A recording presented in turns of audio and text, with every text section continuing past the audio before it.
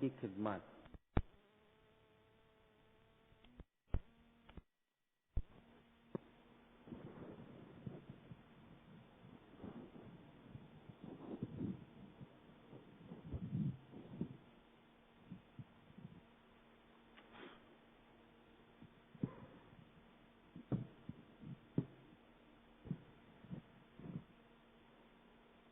یا علی مدد. آج کا لیکچر کا جو مفہوم ہے والنٹیئر کورس اور ان کی خدمات. ماشاءاللہ آپ لوگ gents and ladies volunteer course کے ممبر جو ہیں کتنی بے لوث خدمت کرتے ہو. آپ ہمیں یہ معلوم ہونا چاہیے کہ یہ جو ادارہ ہے ماضی میں کس طرح پھولتا پھلتا آج تک پہنچا. اس کو ہم ہسٹوریکلی اس کو ریویو کریں گے. لفظ والنٹیئر جو ہے یہ فرینچ لفظ ہے والنٹیئر، جس کی معنی ہے رضاکار. دوسرا ورڈ کوپ، ہم اسپیلنگ لیتے ہیں CORPS، لیکن اس کا پروناؤنسیشن کور ہے کیونکہ فرینچ ورڈ کور سے نکلا ہے KOR. کور کی معنی ہے فوج کا ایک دستہ یا آرمی کی کوئی ایک یونٹ. اس طرح والنٹیئر کورس کی معنی ہے فوج کے رضاکار، فوج میں رضاکار خدمت کرنے والا. یہ لفظ جو ہے والنٹیئر کور یہ پہلی جنگ عظیم سے اور اس کے بعد یہ زیادہ استعمال ہونے لگا. پہلی جنگ عظیم تقریباً 1914 سے 1919 میں ہوئی اور یہ زیادہ تر فوجی تک محدود تھی. پھر آہستہ آہستہ یہ ورڈ سویلین لائن میں آتی گئی اور اس طریقے سے آج باقاعدہ فوج سے زیادہ سول ہماری سماج کے اندر یہ لفظ زیادہ استعمال ہوتا ہے. اسلامک پیریڈ کے اندر ہم دیکھتے ہیں کہ رسول اللہ کے زمانے میں مکہ کے اندر 13 سال نبوت کی رسول اللہ اور اس کے بعد ہجرت کر کے مدینہ آئے. تو اب رسول اللہ کے پاس ایک قسم کا دنیاوی اقتدار تھا، پاور تھا. جنگیں بھی ہوئی اور اس صورت میں رضاکارانہ طور سے خدمت کرنے والوں کی ضرورت پیش آئی تھی. جنگ بدر، جنگ احد، جنگ خندق کے اندر ایسے مسلمان نوجوان تھے جو فوج کے لیے پانی بھر کے لاتے تھے، کھڈے کھودتے تھے، پہاڑ کے اوپر کھڑے ہو کر چوکیاں برتے تھے یعنی واچ کرتے تھے. اور کوئی بھی پوسٹ مین کا کام ایک جگہ سے دوسری جگہ میسج لے جانا، یہ تمام کام کرنے والے کو تعالیہ عربی میں کہتے تھے.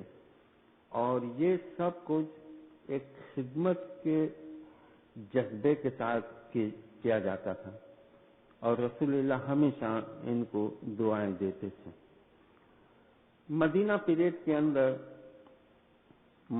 جب مسجد نبوی ہجرت کے 6 مہینے کے بعد بن گئی تو مسجد کے اندر دیکھ بھال کرنے والے، پانی کی حفاظت کرنے والے، وضو کا پانی، پینے کا پانی، گیٹ کے پاس، گیٹ کے بعد کوئی جانور وغیرہ مسجد کے اندر نہ آ جائے یا اونٹ کو باہر باندھنے کا، یہ تمام کام کاج جتنے تھے یہ خاص ایک چھوٹی سی یونٹ رسول اللہ کے زمانے میں بنی تھی جو آج کے دور کے والنٹیئرز کرتے ہیں. ہمارے اس کے بعد اگر ہم دیکھتے ہیں کہ ہمارا پیریڈ عربین پیریڈ ہے، پھر فاطمیڈ پیریڈ اور سیرین پیریڈ آتا ہے. پھر فاطمیڈ پیریڈ کے اندر بھی اگر آپ دیکھو تو مصر کے اندر خاص کر کے قاہرہ کے اندر ایسے والنٹیئرز تھے جس کو امام خاص انگیج کیا تھا محل کے اندر. بڑے بڑے فیسٹیو اوکیزن یا کوئی ایسا جلوس نکلتا تھا یا نیل ندی کی پانی میں اگر فلو بڑھ جائے یا لیول آ جائے اس صورت پر اس کی ابتدا کرنے کے لیے لوگ جمع ہوتے تھے، اس کو ہجوم کو کنٹرول کرنے کے لیے باقاعدہ ورکر کام کرتے تھے، جس کو ہم آج کے دور میں باقاعدہ والنٹیئر کہتے ہیں۔ یہ سلسلہ ہمیشہ چلتا رہا، پھر فاطمی پیریڈ کے اندر جنگیں بھی ہوتی تھی تو سپلائی یا تلوار وغیرہ، بھالے یا تیر وغیرہ فلانی جگہ پہنچانا، میسیج پہنچانا، گھوڑے پہنچانا، یہ تمام کام والنٹیئر کرتے تھے۔ الموت پیریڈ اور الموت کے بعد کا جو پیریڈ ہے، اس میں ایک ورڈ زیادہ استعمال ہوتا ہے، وہ ہے فدائی۔ اور ہمارے پاس والنٹیئر کے لیے ایک فرمان بھی ہے ہمارے 48ویں امام کا کہ ماضی میں جو فدائی جو کام کرتے تھے، آج تم والنٹیئر وہی کام کرتے ہو۔ اب وہ جو فدائی تھے اور آج کے جو والنٹیئر ہے، اس میں فرق صرف اتنا ہے کہ پہلے انسٹیٹیوشن یا ادارے اتنے فروغ میں نہیں تھے، اتنے یعنی ویل آرگنائز نہیں تھے جتنے آج ہیں، تو ایک فدائی کے اوپر کئی کام رکھے جاتے تھے، اپنی جان دے دیتے تھے، کوئی مشن کے لیے جاتے تھے، ایک ملک سے دوسرے ملک جاتے تھے، فیملی بال بچے پیچھے چھوڑ کے جاتے تھے، زندہ آتے کہ نہیں آتے، کوئی سال کے بعد، کوئی 6 مہینے کے بعد آتا، اس طرح مختلف قسم کے کام کرتے تھے۔ اور سب سے بڑی چیز فدائی کی یعنی خوبی یہ تھی کہ اوبیڈینس بہت تھے، بہت اوبیڈینٹ تھے یہ لوگ، اور تابعداری کے اندر اتنے یعنی تابعداری کے معاملے میں یہ لوگ اتنے آگے تھے کہ سیریا کے اندر خاص کر کے 3 قلعے تھے، قدموس، مسیاف اور کہف۔ تو کہف کے اندر یوروپ کا جب شہزادہ کہف کے قلعے کی جب ملاقات کی تھی، اور آپ کو پتا ہے کہ قلعے کی ٹاپ کے اوپر 2 اس طرح والنٹیئر پیٹرولنگ کر رہے تھے، اور نیچے اسماعیلی سردار نے صرف انگلی کے اشارے سے ان کو اوپر سے نیچے آنے کا کہا تو اوپر سے چھلانگ مار دی، اپنی جان دے دی، اور یہ بتایا کہ دیکھو یہ ایک ڈیمونسٹریشن ہے کہ ہمارے فدائی کتنے حد تک تابعدار ہیں کہ اپنے ہیڈ جو ہے، چیف جو ہے، اس کے اشارے پر اپنی جان دے دیتے ہیں۔ ان فدائیوں نے بڑی قربانی کی، مگر الموت کے بعد سے لے کر اب تک ہم دیکھتے ہیں کہ ایسی کوئی ریاست اسماعیلیوں کی نہیں بنی، لیکن وہ فدائی یا اسلام کے کانسیپٹ میں جو تعالیہ ورڈ آتا ہے وہ آج تک برقرار ہے، اور پوسٹ الموت پیریڈ کے اندر خاص کر کے امام ایران کے مختلف علاقے میں رہتے تھے، ہندوستان سے لوگ، سینٹرل ایشیا سے لوگ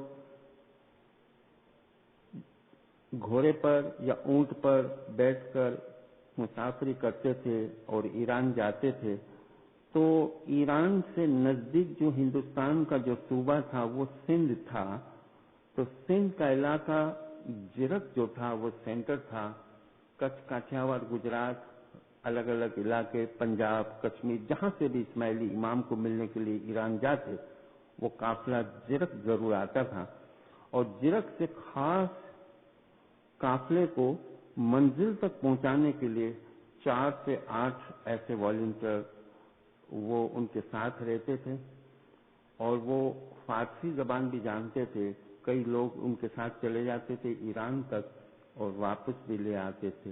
تو جرک کے اندر آخوند فیملی کے جو لوگ تھے، آخوند فیملی کے لوگ جو تھے وہ والنٹیئر کی حیثیت بڑی خدمت کرتے تھے۔ مولانا امام حسن علی شاہ سن 1842 میں جب ایران سے ہندوستان آئے تھے تو جرک کے اندر آپ کو معلوم ہے کہ جرک کو مولا نے درخانہ ڈکلیئر کیا اور تقریباً 23 مہینے تک یہ درخانہ رہا. بعد میں بامبے کھڑک جماعت خانے کو درخانہ ڈکلیئر کیا تھا 1848 میں. تو جرک کے اندر 1843 میں 23 مارچ کو اس جرک کے اوپر حملہ بھی ہوا تھا. میر شیر محمد بلوچ نے اپنی 3000 کی فوج لے کر امام کے بنگلے کے اوپر پورے جرک ٹاؤن کے اوپر حملہ کیا تھا، جس میں 72 اسماعیلی شہید ہوئے تھے. اور وہ یاد ابھی تک جرک کے لوگوں میں موجود ہے. جرک میں امام کا گھر ہے اور یہ وہ لوگ شہید ہوئے تھے کہ جو جنگ نہیں کی تھی بلکہ دور دور سے امام کو ملنے کے لیے جو عورتیں، بچے، بوڑھے اور نوجوان جو بھی آئے تھے وزٹر جرک کے اندر، کچھ کاٹھیاواڑ، گجرات اور پنجاب سے، ان کی حفاظت کے لیے اپنی جانیں قربان کی تھی. اور مولا نے ان 72 فدائیوں کو کربلا کے شہداء سے تشبیہ دی تھی. اب جب امام ہندوستان آئے تو ہندوستان کی پوزیشن تو آپ کو پتا ہے کہ پہلے تو ہماری آئیڈینٹیفیکیشن یہاں کچھ نہیں تھی کہ ہم کھوجے ہیں، آیا ہم مسلم ہیں، ہندو ہیں کہ کیا ہیں. ایک یہ سماج کے اندر پرابلم تھا اس وقت. دوسری بات، ہمارے طور طریقے، ہمارے عقائد، کئی چیزیں اور سماجی حالت دوسرے کے مقابلے میں ڈفرینٹ تھی. یہ تمام کو آہستہ آہستہ ریفارم کرتے گئے امام حسن علی شاہ کے زمانے میں. مگر ریفارمیشن امام لا رہے تھے اتنے میں سن 1866 میں امام کے خلاف ایک کیس ہوا بامبے ہائی کورٹ میں. اس کیس کو ہم آغا خان کیس بھی کہتے ہیں، بار بھیا کیس بھی کہتے ہیں اور کھوجا کیس بھی کہتے ہیں. ایک لفظ پہلے سے ہی ہماری جماعت کے اندر موجود تھا لیکن فیمس نہیں تھا. پرانی دعا کے تیسرے پارٹ یا چوتھے پارٹ کے اندر یہ ورڈ تھا اور وہ ورڈ تھا پنجے بائی. امام کے خلاف جماعت کے لوگوں نے کیس کیا تھا اور جماعت 2 حصوں میں ڈیوائڈ تھی. کیس کرنے والے ابھی تک نعت بار نہیں ہوئے تھے لیکن وہ جماعت خانے میں آتے تھے اور جو امام کے وفادار تھے وہ بھی جماعت خانے میں آتے تھے. یہ وہ زمانہ ہے جب بامبے جماعت خانہ درخانہ جماعت کے مکھی اللہ رکھیا سمار تھے اور کامریا خاکی پدمسی تھے. تو یہ لوگ جماعت خانے میں دعا کے وقت اس وقت آتے تھے، یعنی اس لیے آتے تھے کہ جماعت میں کوئی اعلانات ہو یا کوئی ایسی ایکٹیویٹیز یا کوئی رپورٹ ہو تاکہ باہر ان کے گروپ کو اطلاع کرتے تھے. یہ لوگ کمیونیکیٹ کرتے تھے. دعا کے وقت یہ لوگ سجدہ نہیں برتے تھے اور سب سے بڑی چیز دعا کے بعد شاہ کا دیدار نہیں دیتے تھے.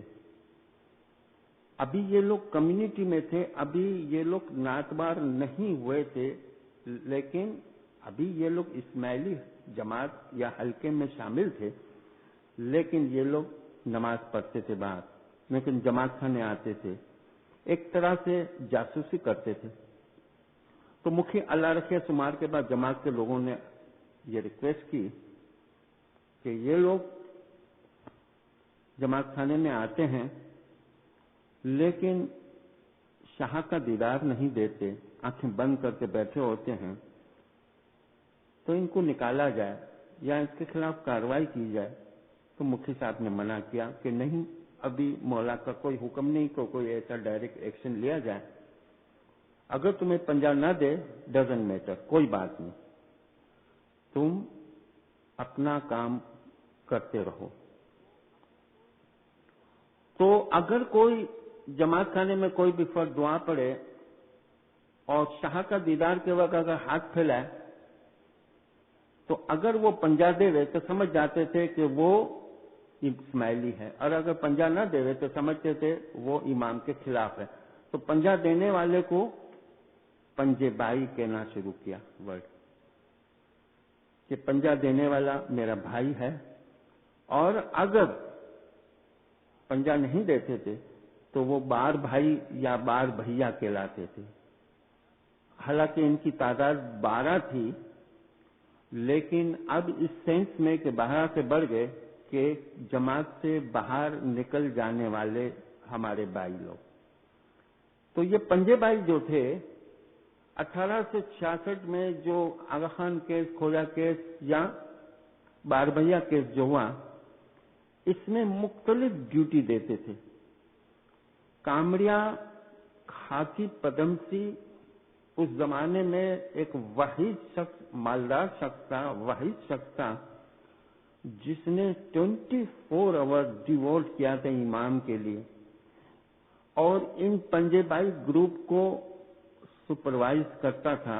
یوں سمجھے کہ اس زمانے میں ان کی ایک والنٹیئر کورس تھی، اور یہ کامڑے ہونے کے ساتھ ساتھ ایک کیپٹن کے طور پر کام کرتے تھے.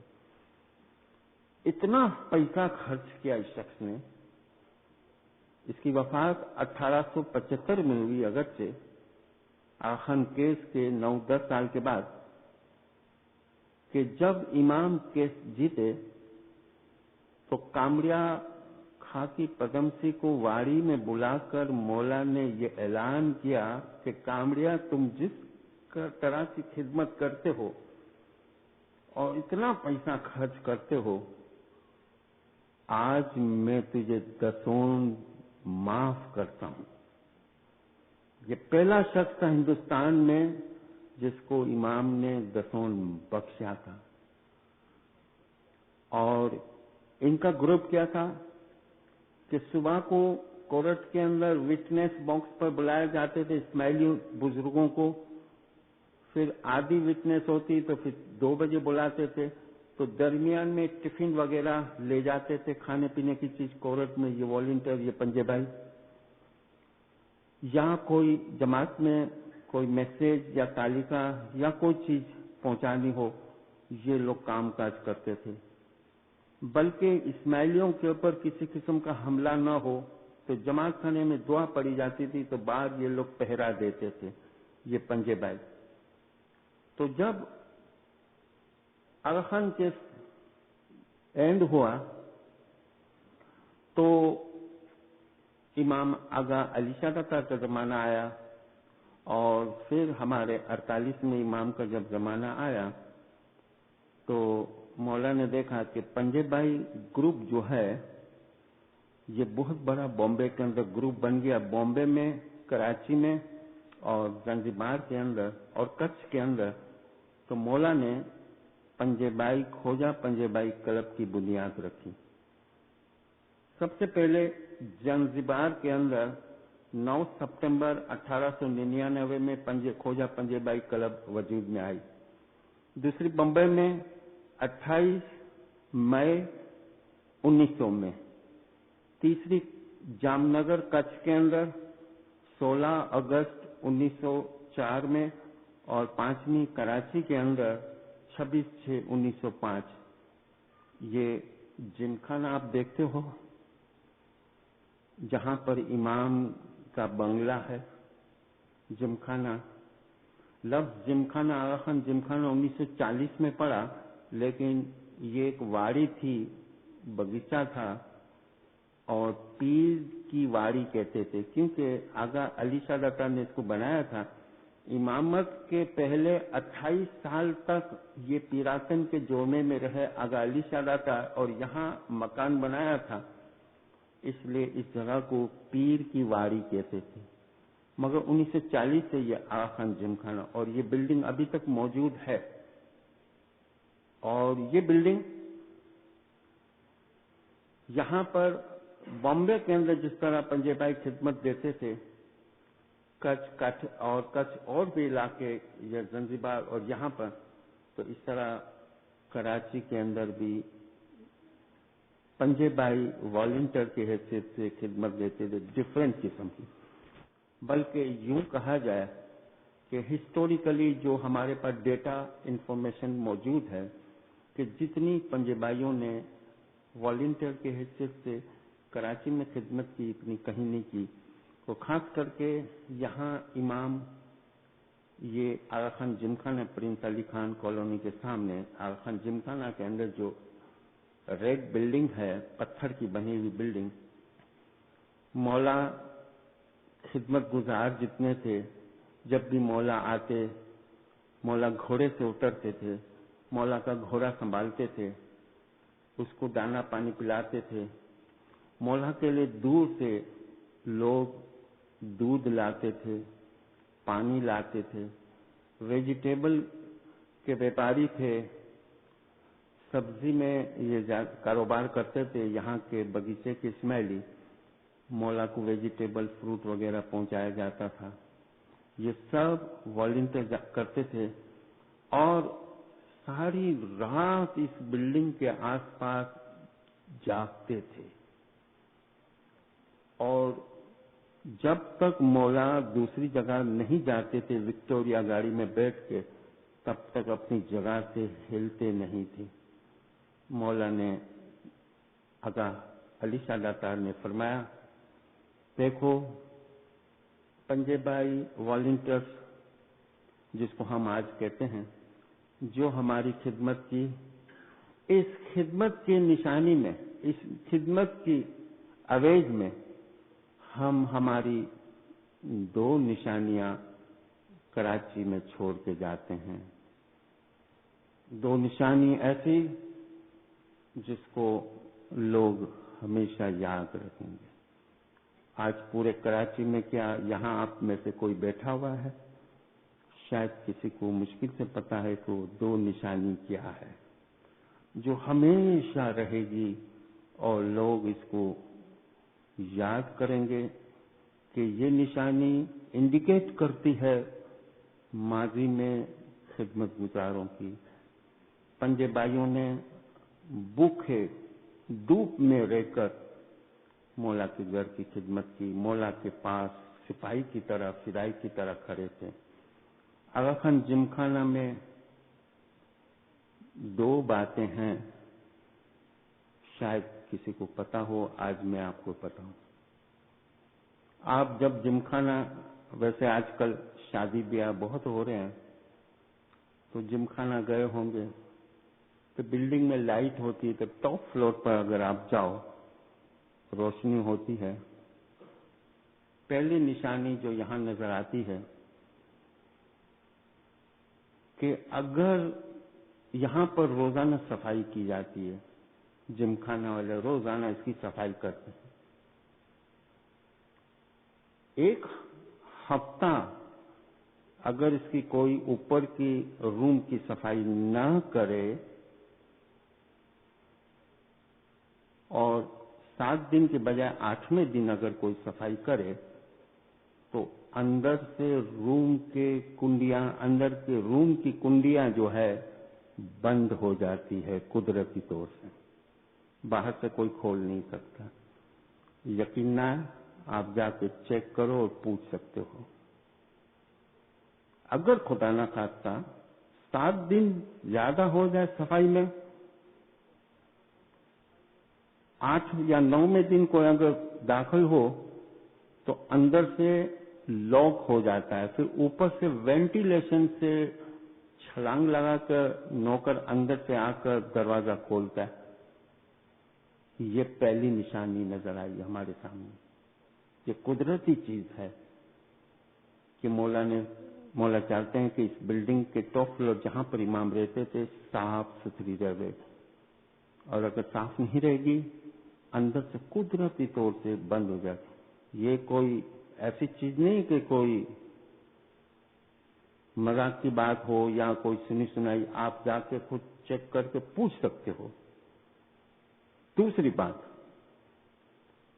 یہاں پر چوکیدار وغیرہ اسماعیلی بھی ہیں، نان اسماعیلی بھی ہیں.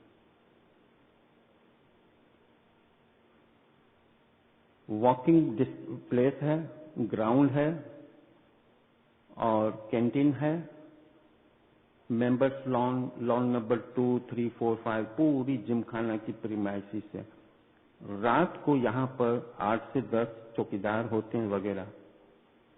खुदा ना खास्ता कोई नापाकी की अगर हालत में हो सो जाए, नापाकी से मुराद कई बातें आती है जो समझ में आए,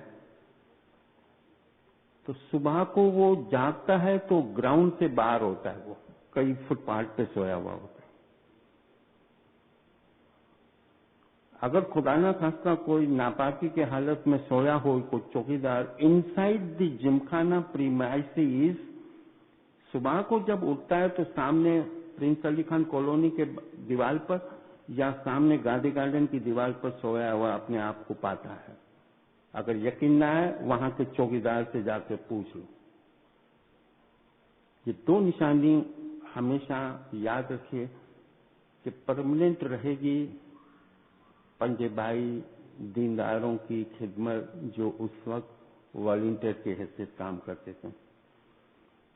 अब मैं वापस अपने मौजू की तरफ आऊं, बॉम्बे वॉलंटियर कोर। तो अभी हमने खोजा पंजेबाई क्लब का जिक्र किया, तो बॉम्बे के अंदर खोजा पंजेबाई क्लब डिफरेंट किस्म की स्पोर्ट्स, मिशनरियों का अरेंजमेंट करना, गिनान की ड्यूटियां निकालना, दुआ की ड्यूटियां निकालना, नाइट स्कूल के टीचर का अरेंजमेंट करना, बाहर जमात खाने के बाद पहरा देना, सब किस्म की एक्टिविटीज में ये हिस्सा लेते थे। तो उन लोगों ने एक इदारा बनाया खोजा पंजाबाई क्लब ने, और उसमें से एक यानी बनाया यानी यूं समझो कि एक इदारा अलग हुआ और वो है the young Ismaili Vidya Vinod club. The young Ismaili Vidya Vinod club, जिसको शॉर्ट में वीवी क्लब कहते थे, ये 1915 में वजूद में आई। और ये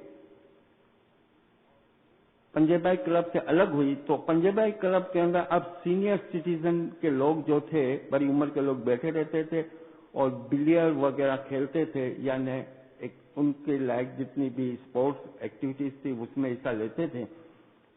बाद में ये ग्रुप आगे जाके आगा खान जिमखाना के नाम से मशहूर हुआ, लेकिन इनमें से एक ग्रुप अलग हुआ नौजवान का, वो विनोद क्लब, विद्या विनोद यंग इस्माइली विद्या विनोद क्लब, वीवी क्लब वजूद में आई। अब वो तमाम एक्टिविटीज करती थी और उनमें से आगे जाकर दो हिस्से हो गए, दो डिपार्टमेंट निकले, दो इदारे। उस विद्या विनोद क्लब डिसॉल्व हो गई आगे जाकर। इसमें से मजहबी पोर्शन जो था इसका, वो रिक्रिएशन क्लब इंस्टीट्यूट को मिला, एक नया इदारा कायम हुआ। और सेक्युलर एक्टिविटीज जिसको हम समझने के गरज से कह रहे, और वो है वॉलंटियर कोर।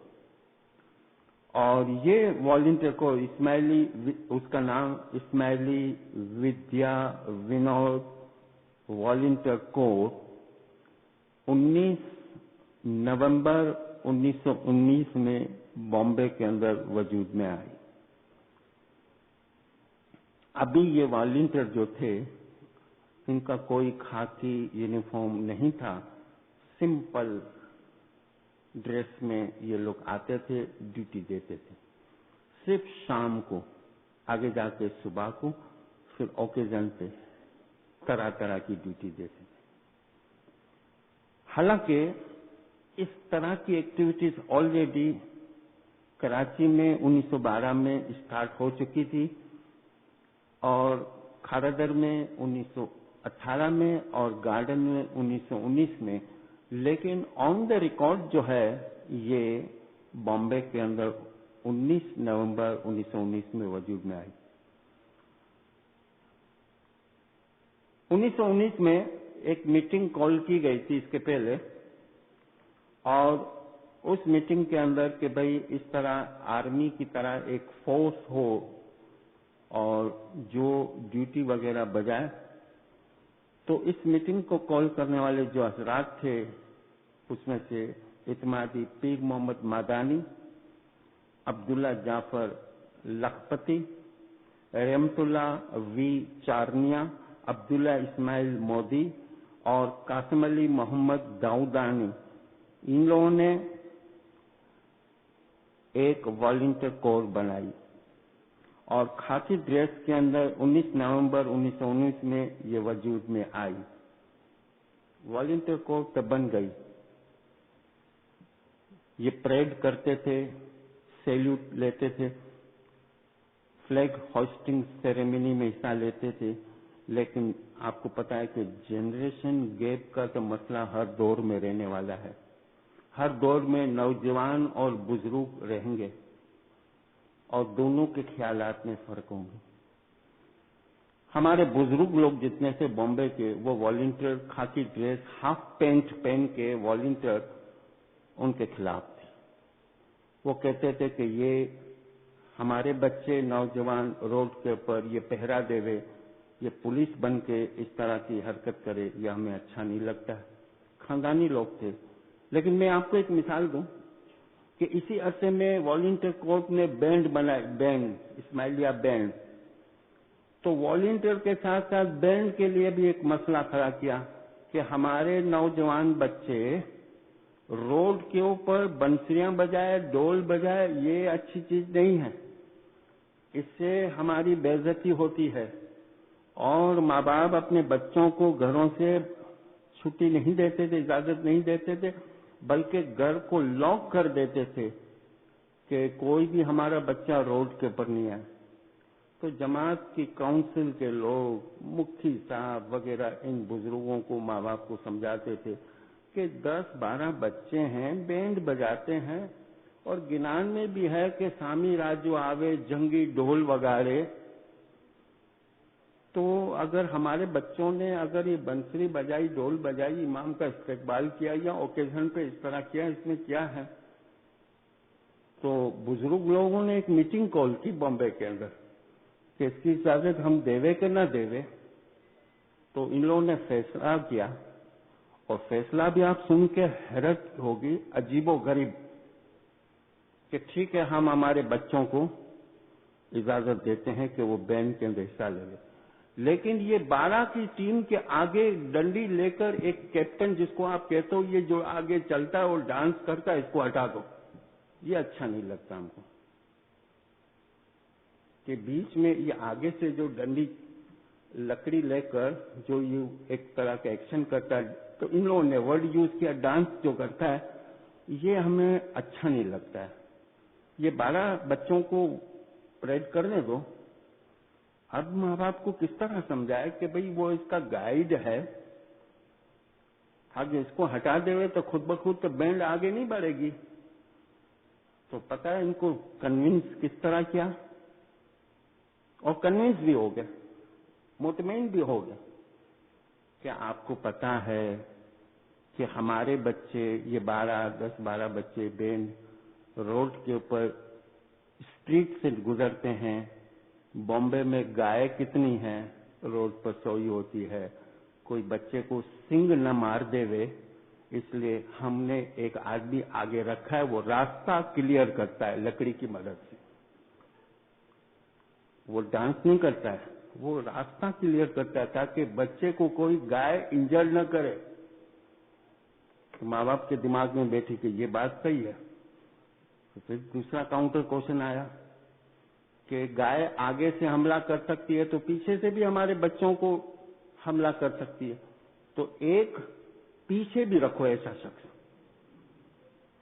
اب یہ بھی مسئلہ کہ اس کو کیا سمجھائے، تو تقریباً 6 مہینے تک ایک ریئل کیپٹن تھا بینڈ کا آگے، اور ایک پیچھے ڈمی کیپٹن تھا۔ 6 مہینے کے بعد جب دیکھا کہ نہیں ابھی کوئی ضرورت نہیں ہے، بچوں کو کوئی ایسا پرابلم نہیں ہوگا، تو تب تک 6 مہینے تک پیچھے ایک ڈمی کیپٹن رکھا گیا تھا تاکہ ماں باپ بیچ میں ہرڈل پیدا نہ کرے، رکاوٹ نہ بنے، اور یہی حالت والنٹیئر کے لیے تھی۔ تو مشکل سے یہ خاکی ڈریس کو اجازت دی گئی، اور اس طریقے سے ان کے رولز ریگولیشن بنے، اور خاص کر کے 8 जुलाई 1920 के अंदर बाकायदा इनके रूल्स रेगुलेशन बने थे हमारे बॉम्बे वॉलंटियर कोर्ट के, और ये इसके साथ साथ पहली इंडो पाकिस्तान सब कॉन्टिनेंट में लेडीज वॉलंटियर कोर्ट जो बनी थी वो 1921 में कांडी मोहल्ला के अंदर, जिसको आज हम करीमाबाद कहते हैं बॉम्बे में, कांडी मोहल्ला। और इसकी पहली कैप्टन थी मुखियानी सकीनाबाई इब्राहिम लालजी, और वाइस कैप्टन थी प्रेमबाई मुखी के नूरा। और ये ट्रेडिशन इतनी अच्छी लगी लोगों को, जमात को, कि कच्छ, काठियावाड़, गुजरात और फैलते फैलते ग्वादर तक। और 1923 के अंदर वारिस जमाल इब्राहिम ने केनिया के शहर किस्मू के अंदर वॉलंटियर को खड़ी की थी, और वॉलंटियर को तकरीबन 1925 के आसपास इस्माइली कम्युनिटी के अंदर एक ट्रेडिशन बन गई, जिसकी वजह से 1936 में मौला की जो सिल्वर गोल्डन जुबली हुई थी बड़ी कामयाबी के साथ यानी लोगों ने देखा ये सेलिब्रेशन हुआ था, जिसमें वॉलंटियर की खिदमत बेलौस थी। अगर इदारा यहाँ उस वक्त मौजूद न होता तो 1936 के अंदर गोल्डन जुबली, 1946 के अंदर जो डायमंड जुबली, फिर अफ्रीका के अंदर डायमंड जुबली, फिर कराची में 54 में प्लेटिनम जुबली, जो कुछ जुबलियां हुई, इस पूरे लोगों को, प्रोसेशन को, इनकी कैंपें बनाना, बाहर से आने वाले उनको कंट्रोल करना, ट्रैफिक कंट्रोल करना, डिसिप्लिन कायम करना, ये वॉलंटियर का काम था। अगर वॉलंटियर इससे पहले वजूद में ना आते ये इदारा, तो ये जुबलियों के अंदर बड़ा मसला खड़ा कर देता।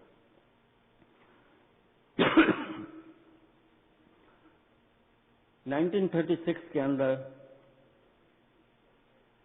इत्मादी पीर मोहम्मद मदानी, जो बाद में लेफ्टिनेंट हुए, लेफ्टिनेंट कर्नल इत्मादी पीर मोहम्मद मदानी, उसने मौला के पास अर्ज रखी कि या मौला 45 वॉलंटियर हैं जिसने बड़ी जबरदस्त खिदमत की है ये गोल्डन जुबली में बॉम्बे के अंदर, तो हम इसको मेडल देना चाहते हैं आपके हाथ से।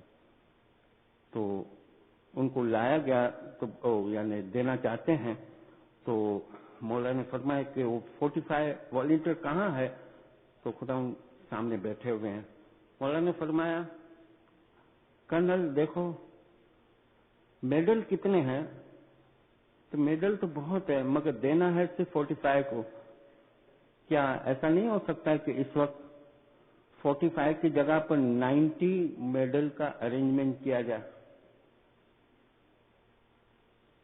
तो मौला से इजाजत मांगी, और आधे घंटे के अंदर खड़क जमात खाने के अंदर जहां मौला तशरीफ फरमाते 90 मेडल का अरेंजमेंट किया गया। अब सब हैरान थे कि मौला क्या 2-2 मेडल देंगे सबको।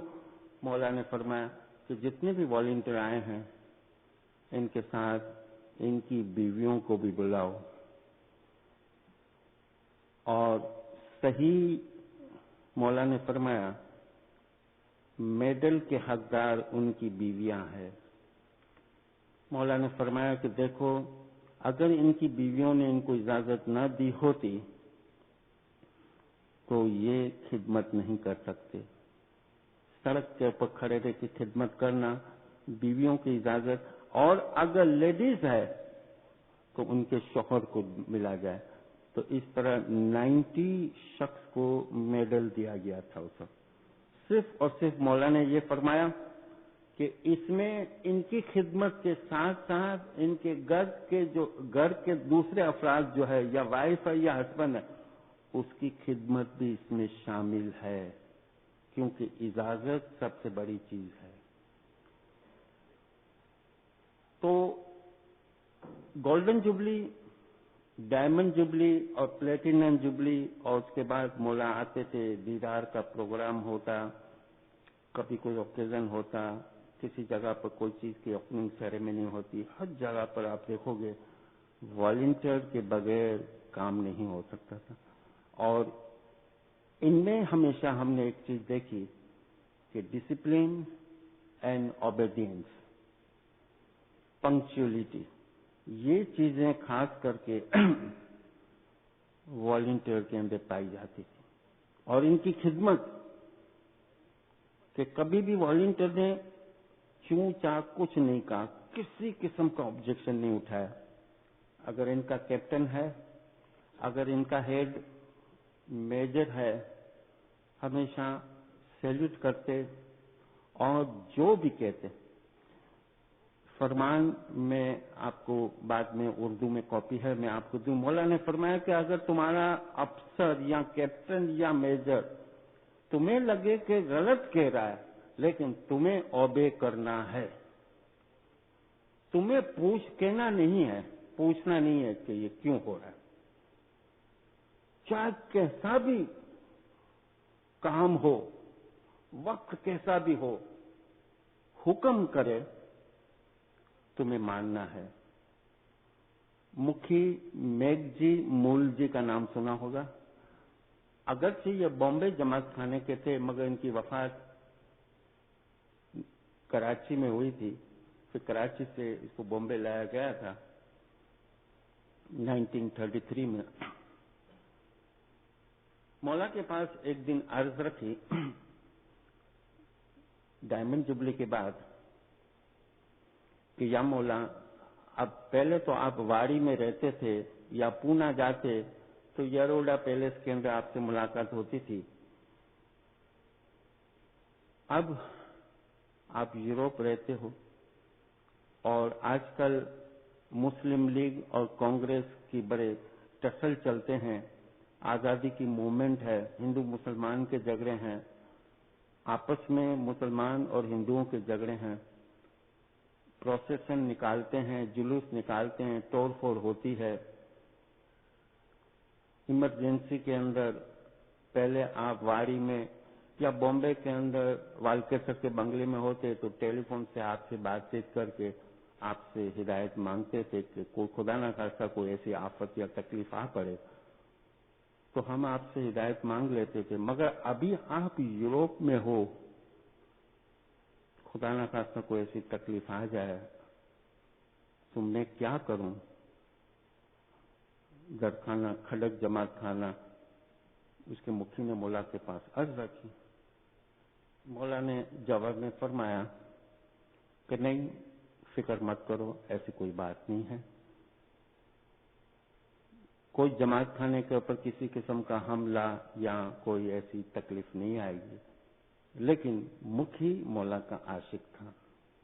मुखी मैगजी मुर्जी बार बार मौला से पूछता था। एक दिन तो ऐसा हुआ कि उसने मौला का हाथ पकड़ लिया। नहीं मौला, तुझे कहना होगा। मैं उस वक्त क्या करूं? मुझे सब आकर पूछेंगे, खुदा ना खासा कोई तकलीफ आ पड़ी या लोगों ने मोहल्ले के अंदर जुलसा निकाला, जुलूस निकाला, कुछ तोड़ फोड़ किया, तो मेरी मिसाल यहाँ पर ऐसी है, बॉम्बे जमात खानों में एक मेयर के हैसियत, एक the father of the community in the absence of the इमाम, तो मैं क्या जवाब दूं? मैं क्या कर सकता हूं? मौला ने जब मुखी की मोहब्बत देखी, क्योंकि आज की तरह कोई कम्युनिकेशन या मीडिया तो था नहीं कि फैक्स है, टेलीफोन था, ट्रंक कॉल के लिए 2 मिनट भी इंतजार करो या 2 घंटे भी इंतजार करो जब लाइन मिले। उस जमाने की ऐसी हालत थी। टेलीग्राम आता था तो पता नहीं कितने दिन के बाद मिले। मौला बॉम्बे लंदन में रिटेज होटल में कायम करते थे। तो मौला ने पूछा, तुम्हें कौन सी जगह सेंसिटिव लगती है इलाका बॉम्बे में जहां खतरा हो? तो उसने कहा कांडी मौला, खड़क जमात खाना और बांद्रा का जमात खाना, ये 3 जमात खाने हैं। यहाँ मुझे खौफ है, डर है कि कोई किस्म की तकलीफ आ सकती है, प्रीमाइसिस को डैमेज पहुंचाया जा सकता है। मुखी मैगजी मूर्जी ने अपनी डायरी के अंदर लिखा है यह वाकया। آپ کو حیرت ہوگی، مولا نے 3 بوتلیں پانی کی منگائی، پانی کی بھری ہوئی 3 بوتل منگائی مولا نے فرمایا کہ دیکھو مکی، اس 3 بوتل کو اپنے گھر کے کباٹ میں رکھنا۔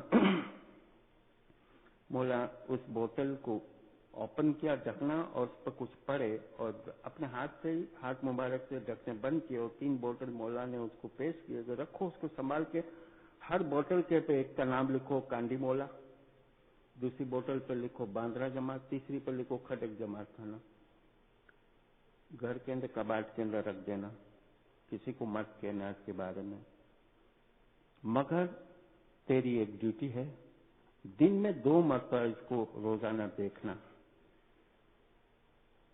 وائٹ پیور ڈسٹل واٹر ٹرانسپلنٹ بوتل، 3 مولا نے 3 بوتلیں تھی، گھر کی کباٹ میں رکھی، مکھیانی کو بھی نہیں بتاتے ہیں کہ ہے کیا۔ مولا نے فرمایا کہ کسی بوتل کا پانی چینج ہو جائے اور پانی کا رنگ چینج ہو جائے، پیلا پڑ جائے یا کوئی رنگ چینج ہو جائے، سمجھ لو اس جماعت کے اوپر تکلیف آ سکتی ہے۔ اس صورت میں مولا میں کیا کروں؟ اس صورت میں کسی کے گھر کو نوک کرنے کی ضرورت نہیں، تیری مدد کے لیے میرے بمبے کے فدائی والنٹیئر تیرے کام آئیں گے۔ اور ان زمانے میں 8.5 مہینے کے بعد مولا ابھی یوروپ میں ہے، تو مکھی نے دیکھا کہ کانڈی مولا والی بوتل کا پانی پیلا پڑ رہا تھا۔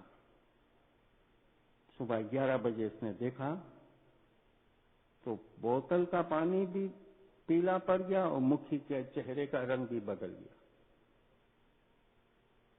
سمجھ گئے کچھ بات ہے۔ آپ جب بھی بامبے جاؤ، کریم آباد جماعت خانہ دیکھتے ہو،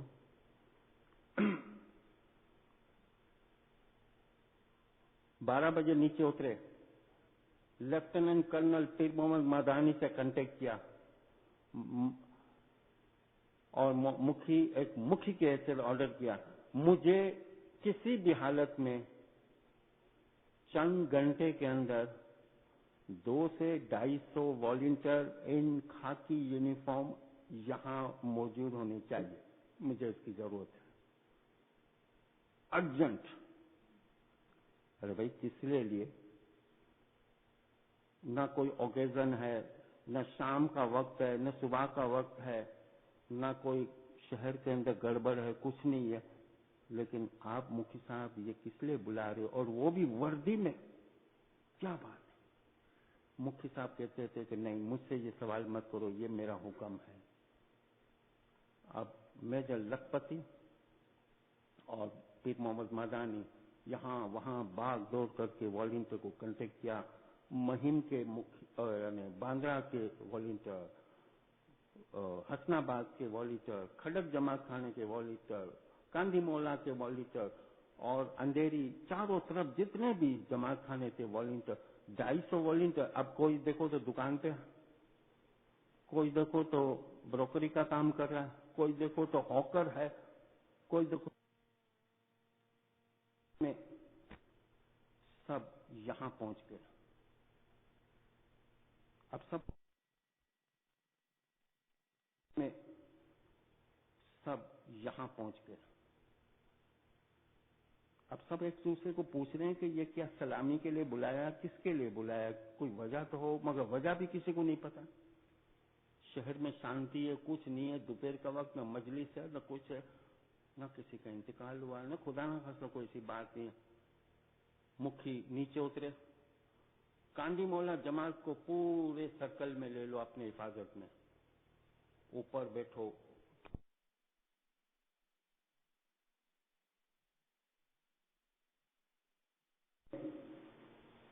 سب یہاں پہنچ گئے۔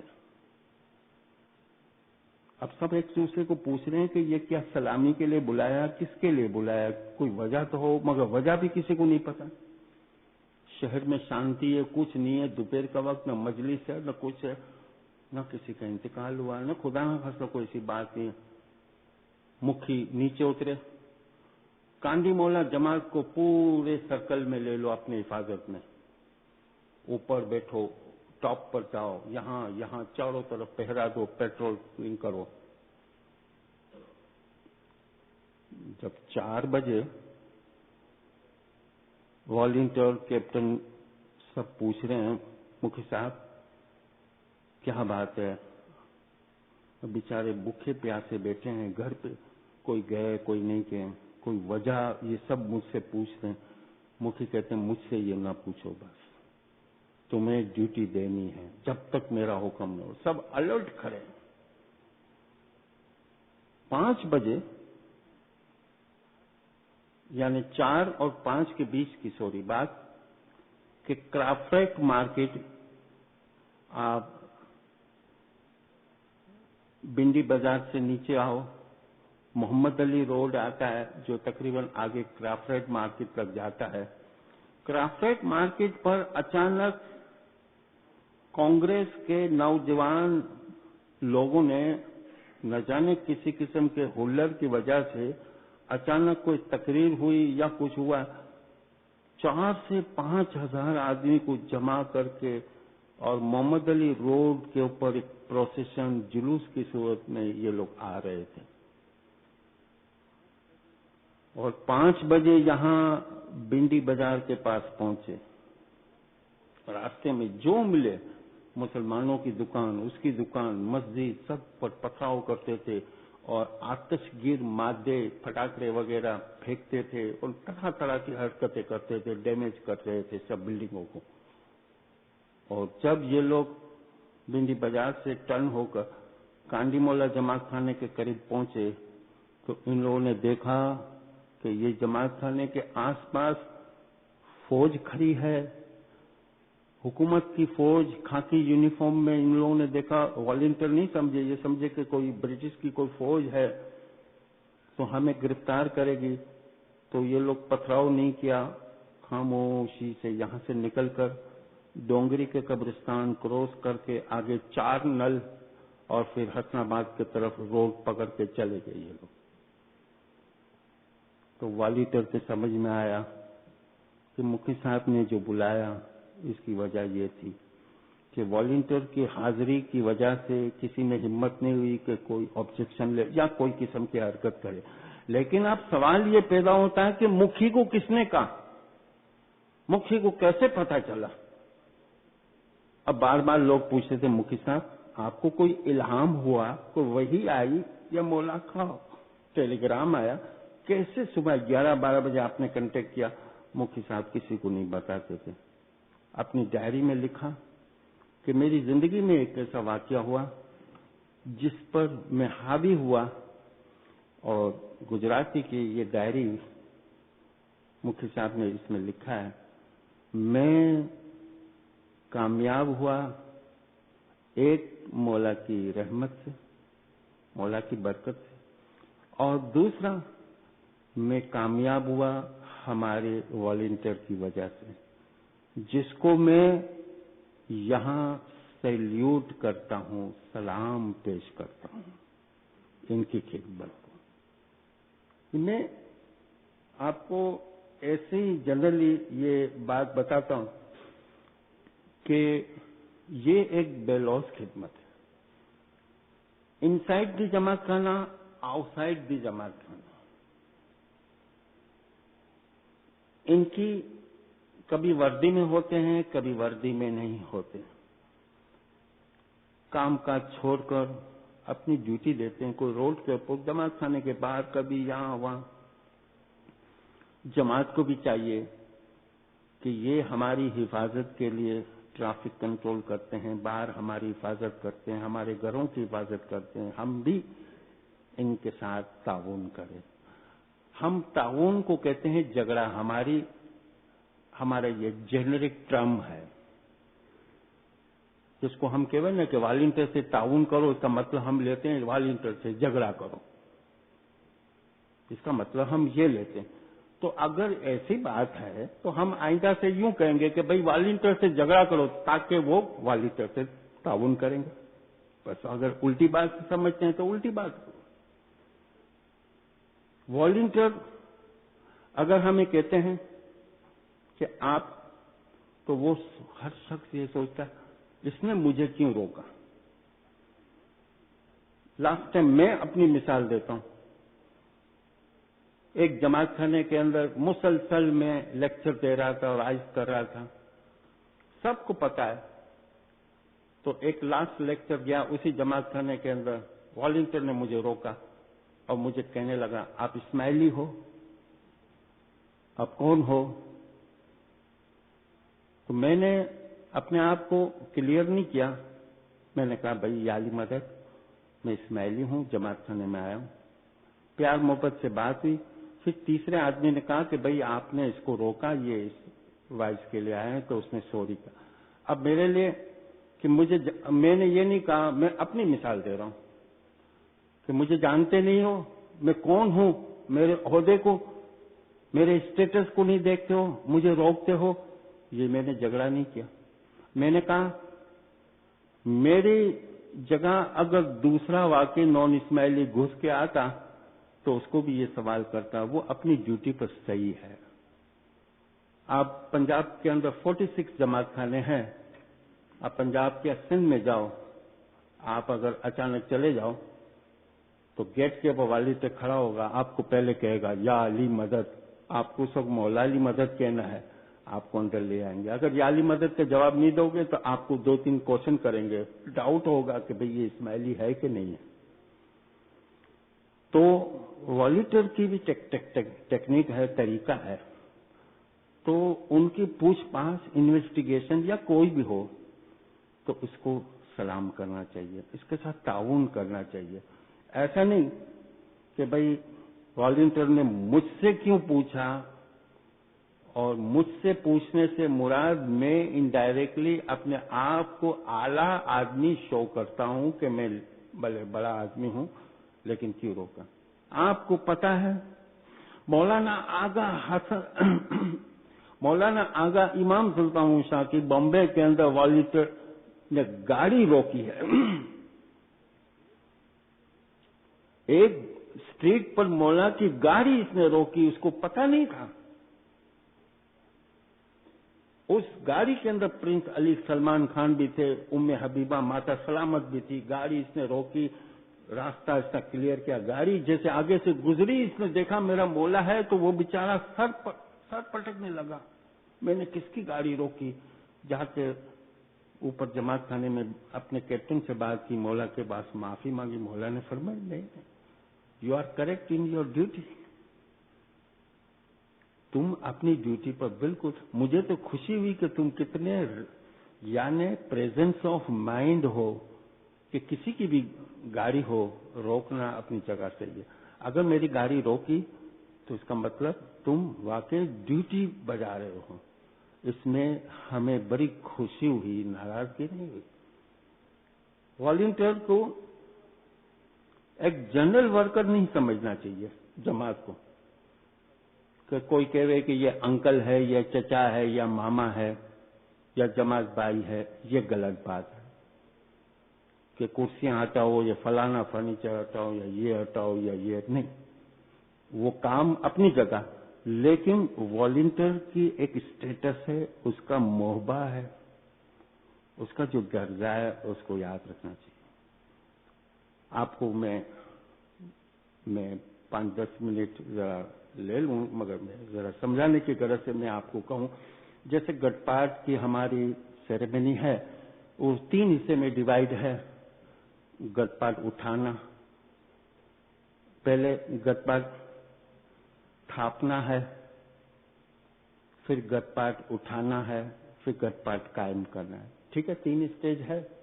بزرگ لوگ کہتے تھے کہ جب گٹ پاٹ تھاپا جائے یعنی اسٹیبلش کیا جائے، واٹر کو ہولی واٹر میں کنورٹ کیا جائے، تو اٹھانے سے پہلے پی لینا چاہیے، کیونکہ روحانیاں آتی ہے اور اس لیے ہم دعانیت خیر کی دعا نہیں دیتے، ورنہ روحانی چلی جاتی ہے. پھر اینڈ میں قائم کرنے کی دعا کے بعد ہم دعانیت خیر کی دعا دیتے ہیں، تب تک روحانیاں حاضر ہوتی. یہ ہمارا کانسیپٹ ہے گیان کا. تو لوگ کیا بزرگ لوگ کہتے تھے کہ جب گٹ پاٹ یعنی 2 دعا ہو جائے فوراً گٹ پاٹ 5-10 منٹ کا جو وقفہ ہے پی لینا چاہیے. اس میں وہ جوش ہے، وہ پاور ہے، وہ شفا ہے. پھر اگر پیو گے شفا جوش ہے، لیکن فرق کیا بتایا گنان میں؟ ایک 7 اپ کی بوتل کھولو، 7 اپ کی بوتل کھولو اور رکھو، آدھے گھنٹے تک رکھ لو، پھر دوسرے آدھے گھنٹے کے بعد دوسری 7 اپ کی بوتل کھولو، تو دونوں کے اندر جو واٹر پانی ہے اس میں فرق ہو جائے گا. اس میں جوش ہے، اس میں جوش نہیں ہوگا، مگر ٹیسٹ وغیرہ سیم ہوگا تقریباً. اتنا فرق بتایا ہمارے کہ گٹ پاٹ تھاپنے کے بعد فوراً دعا یعنی گٹ پاٹ آبی شفا پی لینا چاہیے، باتیں نہیں کرنا چاہیے. پھر قائم کرنے سے پہلے پی لینا چاہیے. اس طریقے سے ہم سمجھیں. تو کینیڈا کے اندر ایک شخص نے بڑا اچھا سوال کیا مولا کے پاس. ایک والنٹیئر نے مولا کے پاس ایک بہت اچھا سوال کیا. مولا کے پاس سوال کیا کہ یا مولا، ہمارے پیروں نے ہمیں بتایا کہ یہ 3 پروسیس ہے آبی شفا کے اور گٹ پاٹ پی لینا چاہیے. تو سوال کیا کہ امام نے فرمایا جو پیروں نے آپ کو کہا یہ ہماری ٹریڈیشن ہے، صحیح ہے. تو اس نے کہا what about the volunteer? Volunteer کا کیا؟ وہ تو محروم ہو جاتے ہیں گٹ پاٹ پینے سے، وہ تو قائم کی دعا کے بعد آ کے پیتے ہیں، وہ تو روڈ پہ ہوتے ہیں، دور ہوتے ہیں، وہ تو ظاہر ہے محروم ہو جاتے ہیں. ہم والنٹیئر ہمیں وہ چیز نصیب نہیں ہوتی. مولا ہنس پڑے. مولا نے کیا فرمایا؟ آپ کو پتا ہے مولا نے فرمایا کہ سب سے پہلے حکم ہوتا ہے، اس کے مطابق ہمارا طریقہ ہے کہ مکھی کھڑا ہو کر جماعت خانے میں آبی شفا پیتا ہے، کامڑیا اس کا اعلان کرتا ہے. مکھی represents those workers who are giving their services on the road and outside the premises. مکھی جو آبی شفا پیتا ہے اپنے لیے plus on behalf of in volunteer اور ورکر کی طرف سے جو جماعت خانے کی حد اور پریمائسز سے دور ہیں، جو روڈ کے اوپر ہیں، جو یہاں نہیں پہنچ سکتے.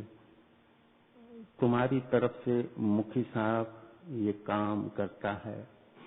پھر جب تم فارغ ہو جاؤ فوراً آ کر آبی شفا پی لو، تمہیں وہی فائدہ ہوگا. ایک شخص نے نیو یارک کے اندر مولا کے پاس سلور جبلی کے موقع پر عرض کی یا مولا، میں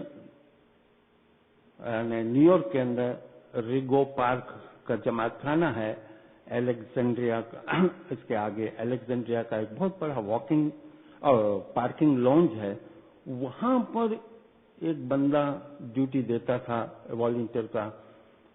مولا کے پاس اس نے عرض کی کوئی ایک مہمانی میں کہ مولا گراؤنڈ فلور ریگو پارک کے پاس جماعت خانہ ہے، میں الیگزینڈریا کے پارکنگ لانج کے بعد ڈیوٹی دیتا ہوں، صبح 4 بجے سے ڈیوٹی لگتی ہے اور میں 6 بجے تک 5:45 بجے تک ڈیوٹی دیتا ہوں، میں عبادت یا دعا میں حصہ نہیں لے سکتا.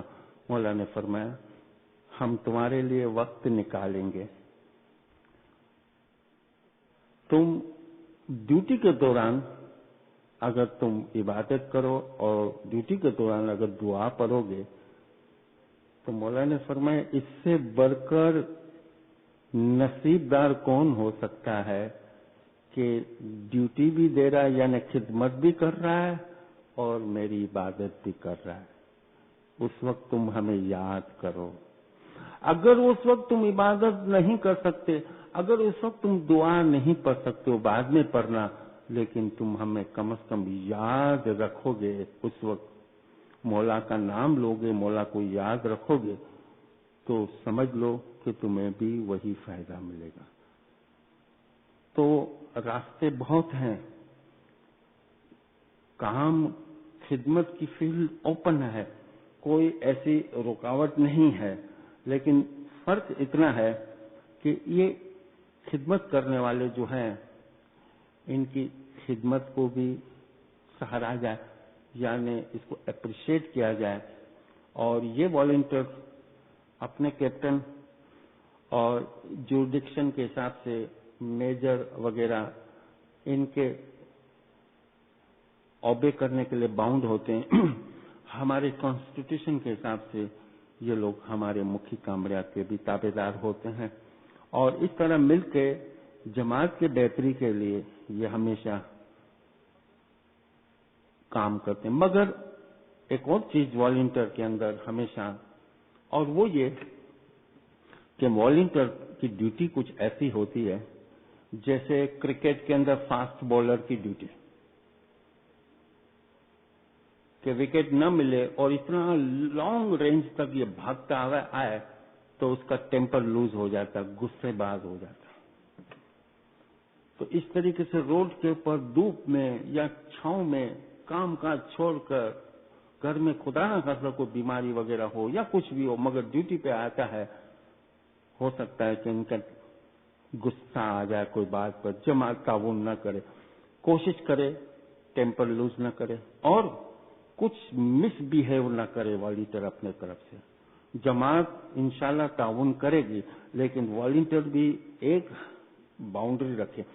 کیونکہ ایسا ہوا کہ گولڈن جوبلی کے موقع پر مولا یہ پالا گلی کے راستے بامبے کے اندر کھڑک جماعت خانے کی طرف آ رہے تھے. ایک دن 1936 میں جماعت خانے کے بیک سائڈ پر سیمیول اسٹریٹ کہتے ہیں ابھی پرانی پالا گلی. تو مولا کی گاڑی جیسی جماعت خانے کی طرف رائٹ ہینڈ کی طرف ٹرن ہوئی تو وسل بجائی گئی کہ مولا آ رہے ہیں. والنٹیئروں نے وسل بجائی تو ایک عورت سب کو کہا کہ بھئی دو طرف حصے ہو جاؤ، بیچ میں سے گاڑی نکل جائے گی اور راستہ دو. لوگوں نے راستہ دیا، عورتیں بچے. ایک عورت روڈ کراس کی، اسماعیلی عورت، تو اس والنٹیئر نے غصے سے اس عورت کا ہاتھ پکڑ کر کھینچ کر عوام کے یعنی لائن کے اندر کھڑا کر دیا. مولا نے کار کے اندر اس کو دیکھ لیا. مولا کو یہ چیز پسند نہیں آئی. فوراً اس وقت ڈیوٹی پر، آپ بزرگ لوگوں کو پتا ہے حاضر امام جب بھی آتے تو ایک گرین کلر کی چھتری لے کر ایک شخص کھڑا ہوتا تھا بامبے کے اندر یا آؤٹ آف بامبے. وہ تھے میجر عبداللہ جعفر یا اے جے لکھپتی. میجر کے لکھپتی اپنی ڈیوٹی بھی تھے. میجر ابھی اور اس گھڑی تمہارے لیفٹیننٹ کرنل پیر محمد مدانی کو کہو کہ اس شخص اس والنٹیئر کو ڈسمس کرو. اس نے میری روحانی بچی کو روڈ پر میرے سامنے گھسیٹا کیوں؟ اس نے آ کر مولا کے پاس عرض کی کہ میرے سے غلطی ہوگی مولا، مگر مولا نے فرمایا تجھے چاہیے میری گاڑی روکتے، میری گاڑی رک جاتی، مگر مجھے یہ اچھا نہیں لگا کہ تم ایک عورت کو، میری روحانی بچی کو سب کے سامنے روڈ پر گھسیٹ کے ایک سائڈ پر لے جا رہے ہو. مولا نے فرمایا کہ ہم ایسے والنٹیئر کو والنٹیئر کور میں دیکھنا نہیں چاہتے. بعد میں مولا نے اس کو معاف کیا، معافی مانگی، مگر مولا نے چیتامنی دی، سمجھائی کہ والنٹیئر بھی اپنا ٹیمپر لوز نہ کرے، جماعت کے ساتھ تعاون کرے. اور جماعت کو بھی چاہیے یہ دو پہیے اگر برابر چلیں گے، نہ یہاں ڈسپلن بریک ہوگی، نہ کوئی ایسی غلطی ہوگی. ساتھ میں والنٹیئر کی ایک اور ڈیوٹی اگر ہو جو اکثر میں لاسٹلی آپ کو بتاؤں اور یہ طریقہ افریقہ کے علاقے مٹوارہ کے وزیر غلام حسین محمد علی دارس نے اسٹارٹ کی تھی، اور یہ ایک طریقہ کار میں چاہتا ہوں یہاں پر بھی ہو، تو یہ اچھی بات ہے کہ میت کمیٹی کے ساتھ ان کا ایک کوآپریشن اس وجہ سے ہو۔ ویسے تو میت کمیٹی کے ساتھ کوآپریشن ہوتا تھا، مٹوارہ کے اندر اس وقت کیا ہوتا تھا کہ کسی دین بھائی کا انتقال اگر ہوتا تو میت کمیٹی جو ٹیمپریری جو بنی تھی وہ ہمیشہ نوٹ کرتی کہ 8 سے 10 یا کبھی 5 آدمی یا کبھی 6 آدمی کندھا دینے کے لیے آتے تھے، اور اس طریقے سے کندھا دینے والے ویل کے طور پر، پہیے کے طور پر میت، یعنی یہی لوگ کبھی کبھار قبرستان لے جاتے تھے میت کو۔ اگر 15-20 ہوتے تو تھوڑا تھوڑا وقفے سے یہ آگے جاتی، یا کبھی زیادہ لوگ ہو تو 50-100، تو اور عام طور سے جس طرح میت نکلتی اس طرح میت ہوتی۔ لیکن لاوارث لوگ ہوتے تھے اسماعیلی، اس کو کندھا دینے کے لیے کبھی 5، کبھی 2 یا کبھی 3۔ تو وزیر صاحب نے کام کیا کہ والنٹیئر کی ڈیوٹی اس طرح لگائی کہ والنٹیئر نے اپنے اپنے ٹیلی فون نمبر، اپنے کانٹیکٹ نمبر دیے تھے جینٹس، کہ بھئی کوئی لاوارث کی اگر میت ہو مجھے ٹیلی فون کر دینا۔ 15 منٹ 20 منٹ کے لیے دکان کسی کے حوالے کر کے آتے تھے، جاب کرتے تھے تو وہاں ٹیلی فون کرتے تھے کہ مجھے بلا لینا۔ اس طرح کیا ہوتا تھا، 25-30 والنٹیئر میت کے وقت، لاوارث میت کے وقت جمع ہو جاتے تھے، اور ایک صحیح طریقے سے اس طرح میت کو اول منزل تک پہنچاتے تھے۔ تو ہمارے علاقے میں نور آباد کے علاوہ گارڈن کا علاقہ ہو یا کریم آباد یا کھارادر کا علاقہ، جہاں پر بھی ہو، آپ یہ تجویز، یہ سجیشن دو کہ کہیں پر بھی خدا نہ خواستہ 2 مہینے، 6 مہینے، 8 مہینے کوئی لاوارث لاش ہو، میت ہو، تو اس وقت کندھا دینے والے کی تعداد اگر کم ہو ہمیں کانٹیکٹ کر لو، ہم نزدیک ہوں گے۔ اور یہ والنٹیئر اگر یہ کام کرے عظیم ثواب پہنچتا ہے اس کو۔ آخر میں امام مولانا امام سلطان موسیٰ نے 7 اپریل 1920 میں جو والنٹیئر کے لیے فرمان کیا وہ یہ ہے، تم والنٹیئر نے ہماری بہت خدمت کی ہے، ہم تم پر بہت خوش ہیں، تم سب مولا کے لشکر ہو، ہم نے تم سب کو مولا کے لشکر میں داخل کیا ہے، اس دنیا میں بھی تم ہمارے ساتھ ہو اور اس دنیا میں بھی تم ہمارے ساتھ ہوں گے۔ پہلے کے زمانے میں جنگیں بہت ہوتی تھی، تب ہمارے فدائی ہم پر سر دیتے تھے، لیکن اب تم لوگ جو خدمت کرتے ہو گویا جہاد کرتے ہو۔